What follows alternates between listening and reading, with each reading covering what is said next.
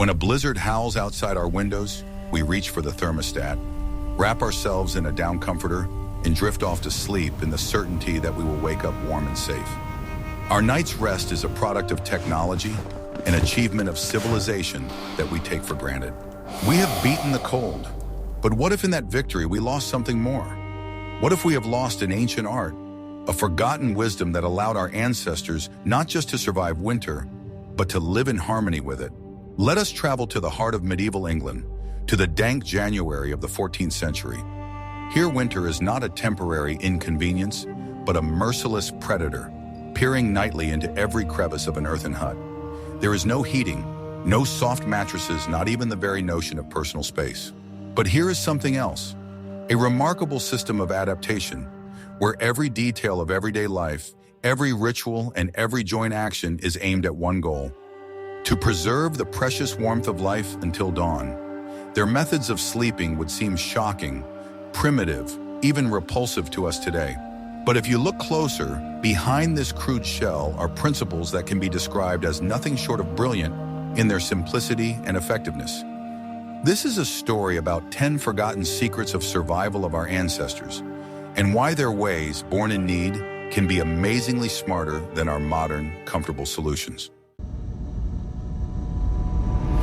In the modern world, we live as if the seasons don't exist. Our life in January, spurred on by artificial lighting and central heating, is hardly different from July. We demand unchanging productivity from our bodies, completely ignoring nature's ancient signals, sewn into our DNA to slow down. Medieval man could not afford such luxury and such ignorance. He did not fight winter, he became a part of it. And this process of transformation began at the most fundamental cellular level, with a complete restructuring of the metabolism. With the onset of cold weather and the shortening of daylight hours, the whole way of peasant life went into a state that can fairly be called human winter hibernation, or seasonal lethargy. It was not just a lazy pastime, but a complex and conscious biochemical adaptation. The basis of this adaptation was a diet that was transformed from a simple way to satisfy hunger to a precise science of energy storage and slow expenditure. Summer and fall stocks were not just food, but carefully selected fuel designed for the long, cold, and dark night. The basis of the winter diet was not fast carbohydrates, which give a short burst of energy, but slow, dense, long-lasting calories. Imagine an evening meal. In the center of the table, a large clay pot from which steam rolls.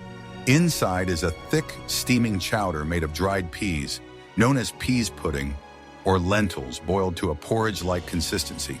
These summer-dried legumes were a treasure trove of plant protein and complex carbohydrates that took hours to digest, slowly and evenly releasing glucose into the bloodstream. This prevented sugar spikes and subsequent energy slumps, ensuring stable energy levels for the entire first half of the night. The bread that accompanied this meal had nothing in common with our airy baguettes. It was a heavy, dense, almost unbaked loaf of rye, barley, or a mixture of coarse flour and bran. Such bread was so dense that it had to be cut with effort, and in order to eat it, one had to work long and hard with the jaws. Often it was not so much eaten as used as an edible spoon, dipped in chowder, to soften and make it usable. This process of slowly absorbing food also contributed to better satiety and a smoother release of energy. Fats played an absolutely key, almost sacred role. Precious pork lard, carefully heated and poured into pots in the fall, was not a delicacy, but a strategic fuel. It was added to almost all dishes, intuitively understanding what any scientific thesis would confirm today.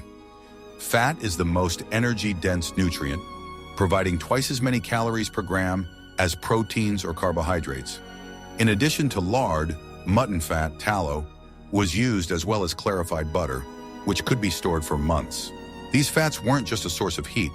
They were carriers of fat-soluble vitamins A, D, and E, critical for maintaining immunity during the dark months when a lack of sunlight and fresh vegetables left the body vulnerable to disease. The protein component of the diet was also aimed at slow digestion. Salted fish, herring and cod stocked in huge quantities, and dried salted meat were hard, requiring long soaking and cooking. Digesting them also took a lot of time and energy from the body, which created an additional warming effect known as the thermic effect of food. Why is this smarter? Our modern war on winter is a war on ourselves. We fight seasonal moping and natural declines in energy with binge doses of caffeine, sugar, and energy drinks. We spur our depleted nervous systems, putting our bodies into a state of permanent stress and causing cortisol imbalances. We try to trick our biology to get it to run at summer speeds when it is begging for rest. Medieval people listened to their biology. They understood that winter was a time for conservation, not for a mad expenditure of energy. Their hibernation was not a sign of laziness or backwardness, but the highest form of energy efficiency. They reduced physical activity, spent more time sleeping and half dreaming, and their diet was perfectly calibrated to maintain the inner fire rather than artificially stoking it. We are used to imagining medieval houses as picturesque, but rickety and windswept, half-timbered structures standing on the ground. But this is the image of a later and more affluent period. For hundreds, if not thousands, of years before that, and for the poorest segments of the population even at the height of the Middle Ages, the most common and clever type of dwelling was the so-called Gruben Haus, from German Gruben Haus, house in a pit, or half-dwelling. It was not primitive, but ingenious in its simplicity. Instead of building high walls to withstand the icy wind, the peasants literally burrowed into the ground, using it as their main ally in the fight against the cold. The construction process was the epitome of pragmatism. First, a shallow but wide excavation, usually rectangular in shape and half a meter to a meter deep, was dug with wooden shovels and hoes. Already, this step alone gave a great advantage.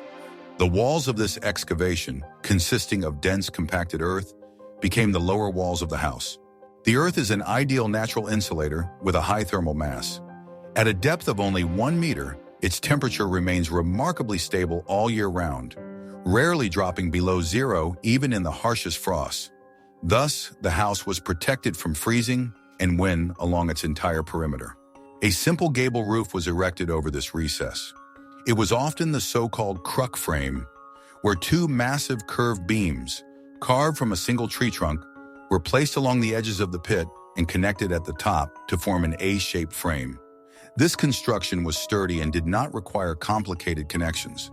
On top of this frame was laid a purlin of poles, which was covered with a thick layer of straw or reed matting, thatch. And the crown of this structure was a thick layer of turf, which was laid directly on the roof, turning it into a living, breathing hill. This green carpet not only provided phenomenal thermal insulation, but also protected from rain, and in summer, from the scorching sun. The low profile of such a house and its recessed into the landscape made it almost invisible to the wind, which simply passed over it without blowing out the precious heat. Inside, the floor was earthen, but it was carefully tamped down and often covered with a layer of clay, which became hard and relatively flat when it dried. On top of this floor was spread a thick layer of dry reeds, heather or thatch, which served as additional insulation and absorbed moisture. The hearth was placed in the center, often in a small hollow, and the smoke escaped through a simple hole in the roof, which could be covered at night with a piece of hide. Why it's smarter? We build tall, insulated boxes made of concrete, glass, and steel that are a thermodynamic nightmare. They cool down quickly in winter and get hot in summer, requiring enormous energy inputs to maintain a comfortable temperature. We are in a constant war with the elements. The medieval peasant, in his half-dwelling, used the planet itself as a giant heating pad and blanket. The earth around his house was a huge heat accumulator that stored heat and slowly released it. The animals kept in the house or in the adjoining stable, a cow, a few sheep, perhaps a pig, were not only a source of food and draft power, they were the heart of a biological reactor that worked around the clock and heated the dwelling more efficiently than any hearth. It was a system of ingenious simplicity known to agronomists as the deep litter method. Contrary to our modern idea of hygiene, manure and dirty straw were not cleaned out of the stable every day. On the contrary, they were carefully accumulated.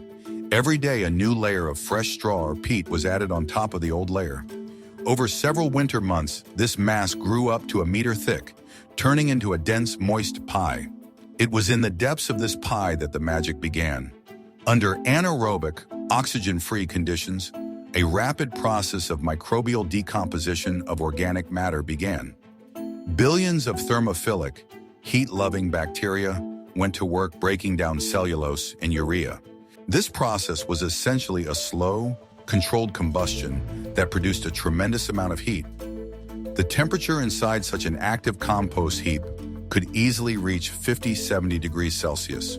This fermentation oven ran 24 hours a day, 7 days a week, requiring not a single log of firewood and no human intervention other than the addition of fresh bedding.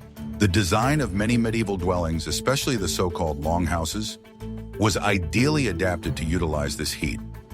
The house was a long structure, one end of which was occupied by people and the other by livestock.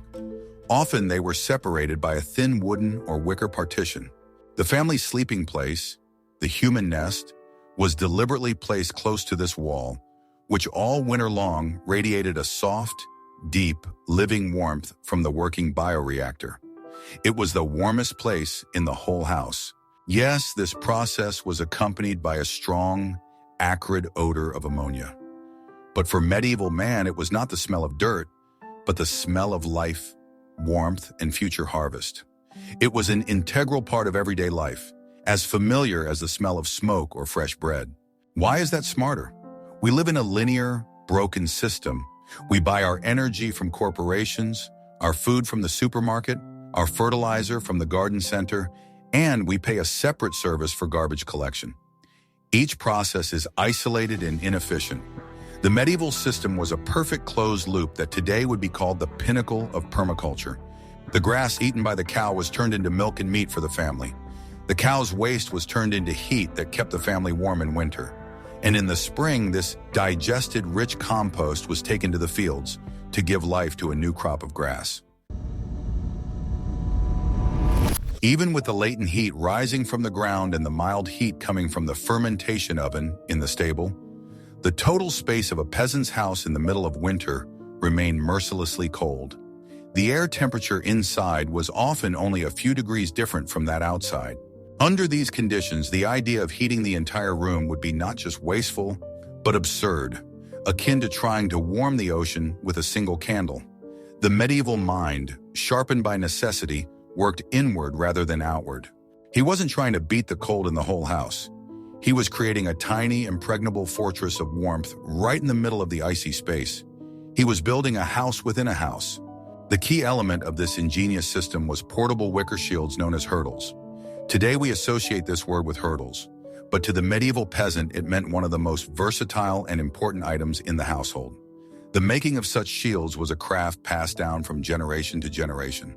In late fall, when the sap movement in the trees had stopped, men would go to the forest to procure long, flexible twigs of hazel or willow. These twigs, called wands, had to be perfect, strong enough to hold their shape and flexible enough not to break when woven. Weaving itself was a meditative winter activity. Around several thick vertical stakes driven into the ground, skillful hands wove horizontal rods with monotonous creaking and tension, creating a dense, resilient web. It was not just rough work. It had its own aesthetics and mathematics. Correct tension, even rows firmly securing the ends.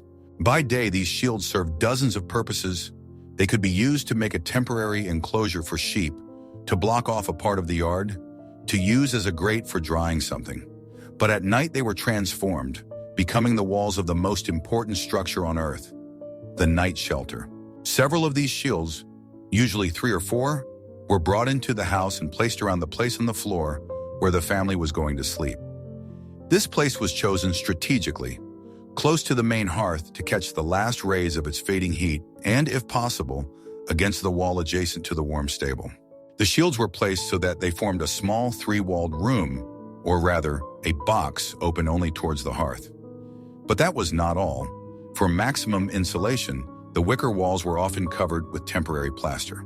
It was a thick, viscous mixture of the most readily available materials, sticky clay for the base, cow or horse manure, which due to its fibrous structure acted as a reinforcing and plasticizing element, and finely chopped straw or even animal hair to prevent cracking when drying.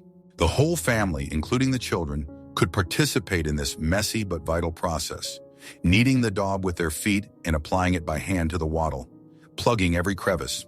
When this structure was finished, it created a completely isolated microclimate inside.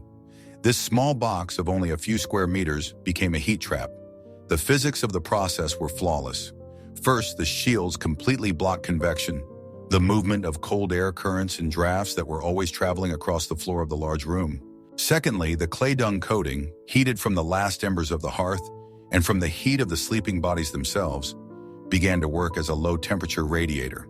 It slowly gave soft, infrared heat back inside the box, warming not the air, but the bodies of people directly. This is a much more efficient and pleasant way to heat than the hot, dry air from modern radiators. Finally, the porous structure of the cladding helped regulate humidity, absorbing excess water vapor from breathing and preventing the formation of dank, sticky dampness. Inside this cocoon, it was quiet, dark, and 5 or even 10 degrees warmer than outside. It was the difference between survival and death by hypothermia. Why it's smarter? Our modern heating systems are a triumph of brute force and incredible waste. Our reliance on complex, centralized systems makes us incredibly vulnerable. Their autonomy and ingenuity made them truly resilient. The damp, dank climate of medieval England meant that cold was not the only enemy that penetrated the dwelling as night fell. A second, equally dangerous foe was the ubiquitous damp and the legions of life it spawned. Mold that corroded wood and fabric, fungus that caused disease, and whole armies of small parasites. Fleas, bedbugs, lice, and ticks were more than just an annoying nuisance that caused itching. In a world without antibiotics or understanding of the nature of infections, they were vectors of disease and death. A scratch bite could easily turn into a festering ulcer, and a flea could carry the plague. In this ongoing biological warfare, the peasant had an unexpected but powerful chemical ally: smoke. But not the clean, light smoke of dry firewood, but the thick, acrid, and oily smoke of smoldering peat. In many parts of England, especially in boggy and treeless areas, it was peat, not firewood, that was the main fuel. Peat is essentially the compacted and partially decomposed remains of bog plants. It does not so much burn as smolder very slowly, giving off relatively little flame, but a huge amount of thick, heavy, bluish-blue smoke, known locally as reek. In houses where there was no chimney at all, or a simple hole in the roof, this reek did not escape completely. It hung constantly in the air, filling every space, soaking into walls, ceiling beams, clothing, bedding, hair, and even people's very skin. To a modern man obsessed with clean air, it sounds like a description of a torture chamber. To medieval man, it was a complex, multifunctional life support system. The secret lay in the chemistry. Peat smoke is extremely rich in aromatic organic compounds, primarily phenols, cresols, and guaiacol, which are the main components of wood creosote. These substances are powerful natural antiseptics and insecticides. Their molecules literally poison the atmosphere for microscopic life. The acrid, pungent odor, which today we associate with railroad ties or smoked meat, was absolutely unbearable for insects. Fleas and bedbugs simply could not breed en masse in such an environment. The smoke acted as a constant, round-the-clock fumigator. Its effect was not limited to air. The straw soaked in this smoke was not only free from parasites, but also became resistant to rot and mold, even in high humidity conditions. Oily particles of soot and creosote, settling on woolen clothes and hides, made the fibers more dense and hydrophobic, giving them water-repellent properties. It was a primitive but effective way of laminating cloth. The smoke was also a food preservative. Fish carcasses or pieces of meat suspended from the ceiling beams were slowly soaked in it, which protected them from spoilage and gave them a characteristic smoked flavor. The whole house became one big smokehouse. Of course, from a modern perspective, living in constant smoke seems monstrously bad for the lungs. And that's true, but we must understand the hierarchy of threats of the time.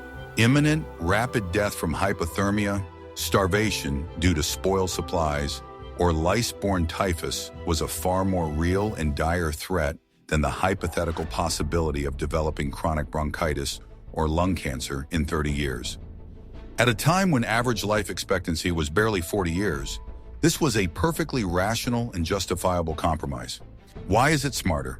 The medieval solution was astonishingly complex and organic. One single process, the slow burning of peat for heat, simultaneously provided vermin control, protection from mold, and preservation of materials and food. It is the pinnacle of systems thinking and zero waste, an ingenious use of byproducts. Their approach demonstrates a deep intuitive understanding of applied chemistry that would be the envy of many of today's green engineers. The idea that sleeping together is warmer seems obvious, but what was practiced in medieval homes was not just a chaotic piling of bodies in one pile. It was an elaborate, fine-tuned, and controlled system that might be called a human blanket or living featherbed. It was a complex night choreography based on a deep understanding of the laws of physics and social justice, where each family member had their own place and dynamic role. The arrangement of bodies in this nocturnal nest was strictly hierarchical, but this hierarchy was based not on power, but on vulnerability.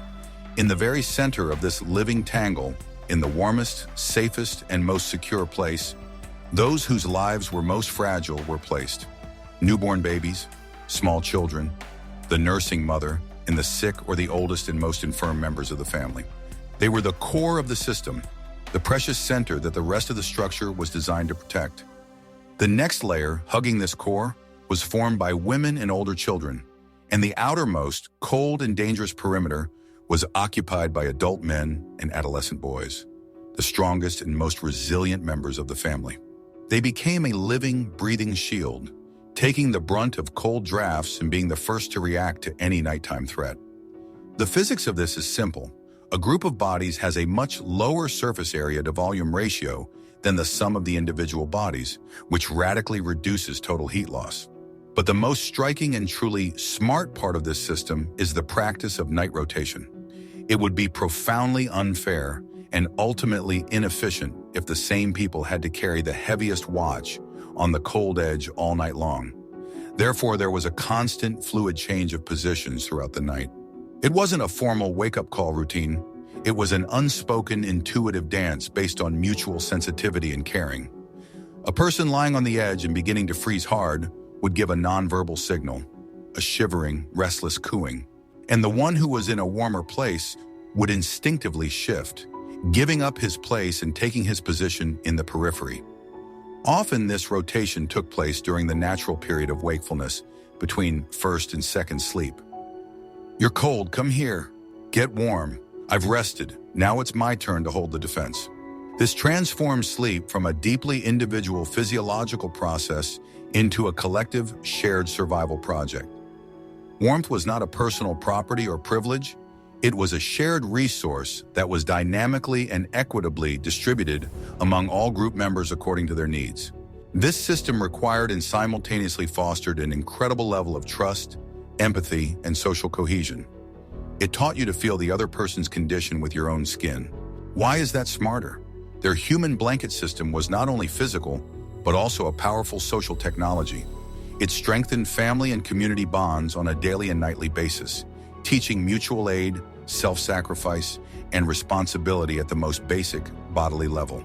In today's world, where sociologists trumpet the epidemic of loneliness and skin hunger, lack of tactile contact, where families often exist as a group of strangers under one roof, their model of collective care looks not like a sign of poverty and narrowness, but a lost form of deep psychological and social health. In the complex ecosystem of the medieval home, where every element had to be useful, the dog had a very special, unique place. She was neither productive livestock like a cow or a sheep, nor a mere burden to be fed.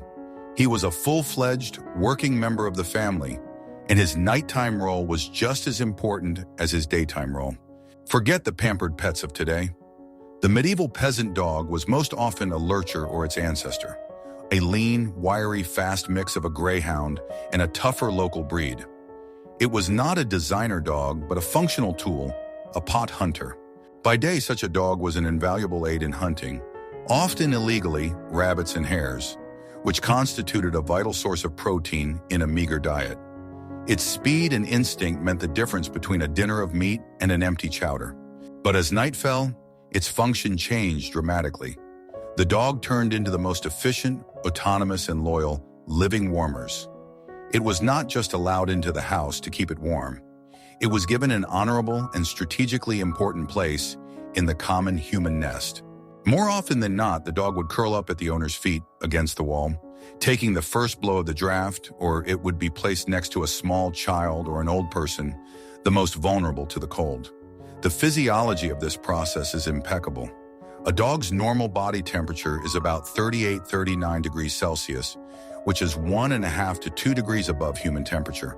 Thanks to its faster metabolism, it constantly radiated intense dry heat.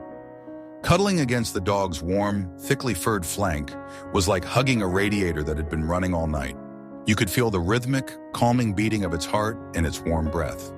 In return for this service, the dog received invaluable things: safety, leftover food from the table, and, no less importantly, his place in the human pack. But the dog's role was not limited to heating. In conditions where doors and windows were flimsy and the night held real dangers, the dog was the ultimate early warning system. Its hearing and sense of smell, dozens of times greater than a human's, picked up the slightest anomalies. The approach of a fox to the hen house, of a wolf to the sheepfold, or of a stranger to the house, nothing escaped her attention. A low growl in the darkness was the surest alarm signal, causing the owner to grab an axe or pitchfork. This dual functionality, warmth and security, made the dog indispensable. We are obsessed with comfort. Our path to perfect sleep is through the showrooms of mattress companies, where we test dozens of products with memory effect, independent spring units, and cooling gel. We are willing to give a fortune for the promise of perfect passive support, for the opportunity to fall into a soft cloud and completely relax every muscle. The medieval bed was the exact opposite of this dream. It was the epitome of discomfort, and that, paradoxically, was its hidden wisdom and health benefits. Let us consider its composition. The base was some kind of elastic but coarse filler. In the best cases, it was dried heather, whose elastic, wire-like stems created a springy, fragrant base. More often, it was stacked straw or the stiff, rustling leaves of an eagle fern. All this was either on a bare earthen floor, on rough wooden planks. Such a bed was never perfectly flat. It was full of lumps, hollows, and stiff stems. It did not take the shape of the body. On the contrary, it forced the body to adapt to its shape. That was exactly what its therapeutic effect was. On such a hard, uneven surface, the body could not completely shut down. To find a comfortable position and maintain it, the brain and nervous system had to send micro-impulses to hundreds of small stabilizer muscles located along the spine and deep in the muscular corset throughout the night. These muscles, which often atrophy in the conditions of our comfortable life, medieval man worked even in his sleep. This was a kind of passive, continuous night gymnastics, a gentle but constant training of proprioception, the sense of the position of one's own body in space. Every turn, every movement was a response to the signals of discomfort, forcing the muscles to work and keep the spine in its natural position. Moreover, sleeping on a thin layer of organic material on an earthen floor provided constant physical contact with the earth. This phenomenon, which today's health enthusiasts call earthing, was a natural reality for them. While the scientific debate about its benefits continues, psychologically it provided a constant sense of connection to the world, stability and rootedness, unlike our suspended state in high-rise buildings. Why it's smarter. We entrust the support of our skeleton to an expensive piece of polyurethane foam rather than forcing the body to support itself on its own. Their uncomfortable beds, on the other hand, served as an overnight exercise machine. They prevented the body from becoming lazy. It's a paradoxical but profound lesson. The complete elimination of physical discomfort does not always lead to health. Sometimes it is the small, surmountable inconvenience that is the key to strength and resilience. We have created an industry of comfort that makes us weak. Their discomfort made them strong. Even with all these tricks, from architecture to social organization, The icy breath of winter still found loopholes. Particularly vulnerable were exposed or poorly protected parts of the body: the face, ears, hands, and feet. It was through them that much heat was lost, and they were the most susceptible to frostbite. And here the last, the most intimate, and perhaps the most shocking for our pampered perception defense line came into play: a layer of animal fat. Every peasant family that kept at least one pig had a clay pot of lard. Lard. It was a strategic product, but its value was not limited to cooking. In the bitterest frosts, it became a personal clothing. This process was part of the evening ritual, usually performed by the woman, the lady of the house.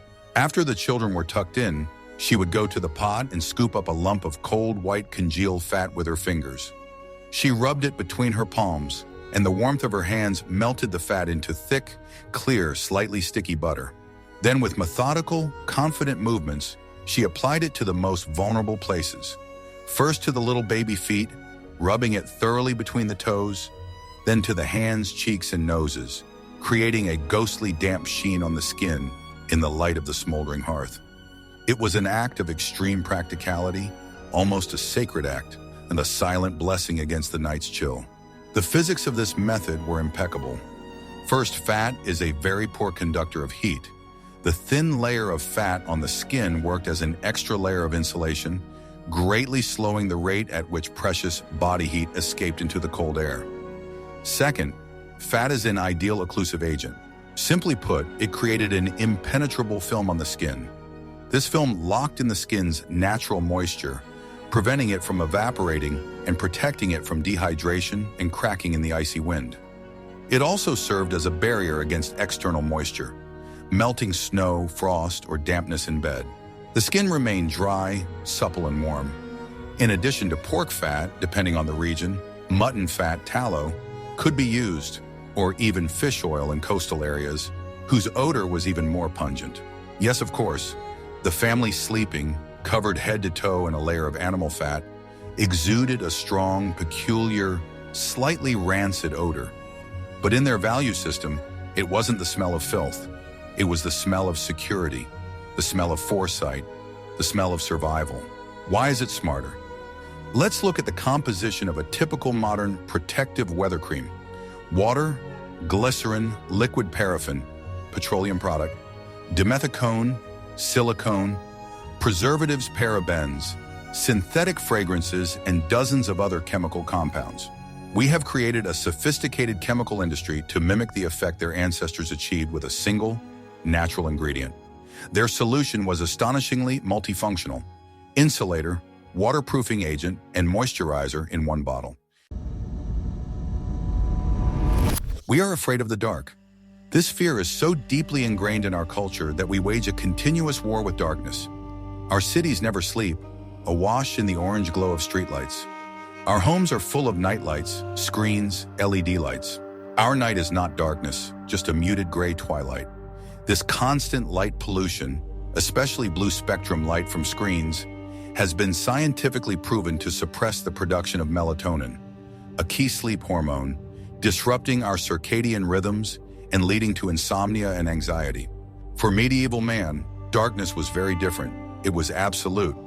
After the last coal in the hearth had gone out and the last candle had gone out, there was a deep, velvety, all-consuming blackness that we cannot even imagine. And this was not a curse, but a great boon. In the complete absence of visual stimuli, the brain was given the opportunity for the deepest rest and reboot. The optic nerve, which had been continuously processing information throughout the day, could finally rest. This silence for the eyes was causing the brain to recalibrate the entire sensory system. Hearing was heightened to an incredible degree. Every sound in the night became an event full of meaning. The distant bark of a dog, the cry of an owl, the creak of a floorboard, the peaceful snoring of those sleeping nearby, the rustling of a mouse in the straw. The sense of smell became the main navigator, distinguishing the odor of smoke, hay, cattle, and loved ones. The sense of touch, the feeling of warmth from a body pressed close to me, became the main source of reassurance and security. Night was not an emptiness, but another state of being, a time when the world was perceived not through the eyes, but through the whole skin, the whole being. Without external distractions, the mind inevitably turned inward. It was a time for what we would today call meditation or mindfulness, a time for digesting the day's events, for consolidating memory, for quiet reflection. It was fertile ground for vivid, symbolic, powerful dreams, which in that culture were perceived not as meaningless subconscious noise, but as important messages, prophecies, or visits from the other world. In this darkness, in quiet whispers, folk tales, ballads, and legends were born and passed from mouth to mouth. The darkness was a canvas for the imagination. Why is it smarter? We live in an age of total sensory overload. Our brains are bombarded with information 24/7. We never truly rest, not even at night. Their acceptance of absolute darkness was a form of forced but healing digital detox long before digital technology was invented. It allowed their bodies and psyches to become completely synchronized with the great natural rhythms of day and night, light and dark. This deep sensory peace, this opportunity for the mind to completely disconnect from the outside world and do some inner cleaning, is a true priceless luxury that we, in our brightly lit world, have almost completely lost. We haven't conquered the darkness. We've just learned how to use it. Going through these 10 forgotten practices, we see a picture far removed from the romantic image of the Middle Ages. It was a life on the edge, but it was in this struggle that a remarkable wisdom was born, the wisdom of adaptation, cooperation, and systemic approach. Their methods teach us to respect the cycles of nature, to value resources, to see strength in community, to understand the hidden benefits of discomfort, and to embrace the healing power of darkness. They did not have our comfort, but they possessed what we are rapidly losing: resilience. Their survival system was solid because it was based on a deep connection to nature, to community, and to their own bodies. Learning from their experiences is not a call to go back in time. It's an invitation to reflect. Which of our smart choices make us vulnerable? And what wisdom lies in those simple, crude but honest methods by which our ancestors greeted the darkest and coldest night? Thank you for being with us on this journey. If you want to keep discovering surprising and unexpected sides of the past, subscribe to our channel and give us a like. There are many more forgotten stories to come.